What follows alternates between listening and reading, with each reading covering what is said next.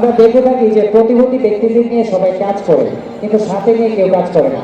আমরা আপনার হাত দিয়ে এই যাত্রাটা বেরোতে, প্রতিবন্ধী ব্যক্তিদেরকে সাথে নিয়ে আপনি বেলুনটা রাখছেন। তো স্যারের জন্য একটা জোরে করে তাহলে হবে। Yes!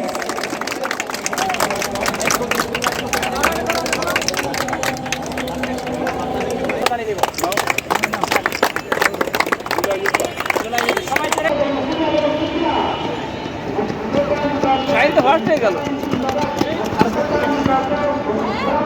Okay okay.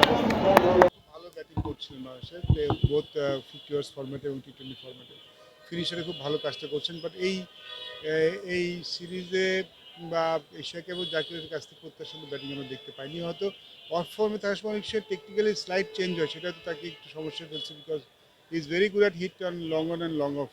বাট এখন জাকির এই সিরিজে দেখলাম, আগের এশিয়া কাপে দেখেছি মোস্টলি টার্গেটটা করছে স্কোয়ার লেগ ফাইন লেগ দিয়ে, not even mid wicket. So সেখানে কিন্তু তার টেকনিক্যালি বড় প্রবলেম হচ্ছে। আই থিঙ্ক নিশ্চয়ই কোচটা কাজ করছেন। যদি সাকসেস হতে হয় তাহলে আপনাকে সোজা মারতে চেষ্টা করতে হবে, সেটার দিকে সাকসেস এটা বেশি আসে। ইম্প্রোভাইজ শট তো খেলবেনই, যেটা তার signature shot. But the same time Jaker তখনই রান করেন, তখনই ভালো ব্যাটিং করেন যখন Jaker long off long on দিয়ে মারার চেষ্টা করেন। Thank you.